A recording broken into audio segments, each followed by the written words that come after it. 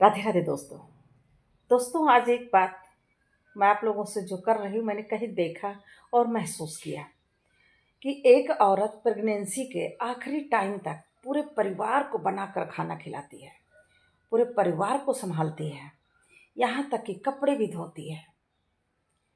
और उसी औरत को डिलीवरी के बाद 40 दिन तक वही परिवार प्रेम से भोजन नहीं दे सकता है उसको, और देगा भी तो ताने मार कर। और मैंने तो यहाँ तक देखा है कि 10-12 दिन बीते नहीं कि कुछ न कुछ काम उस लेडीज को पकड़ा दिया जाता है कि बाहर से ये काम तुम कर लो, किचन मत छोड़ो।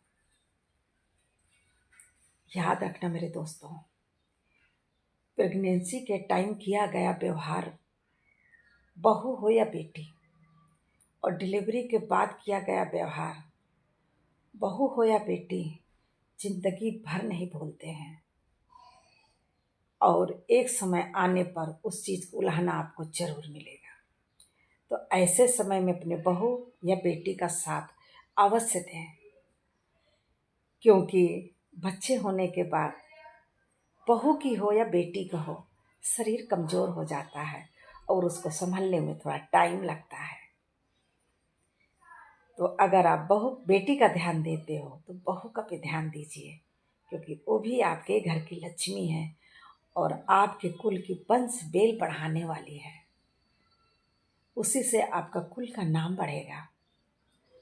तो अपनी बहू और बेटी दोनों को एक समान समझे और दोनों का ध्यान रखें, गलत व्यवहार ना करें। अगर मेरी बात आप लोगों को अच्छी लगी हो तो लाइक कमेंट जरूर करिएगा। मैंने ये सोच के नहीं बोला है, ये मैंने अपनी आँखों से देखा है दुर्व्यवहार अपनी बहुओं के साथ। उसी को मैंने अपने शब्दों में आप लोगों के लिए उतारा है। समझने की कोशिश करिए। हमारे घर की लक्ष्मी हमारी बहू है, हमारे बुढ़ापे का सहारा ही हमारी बहू है। राधे राधे।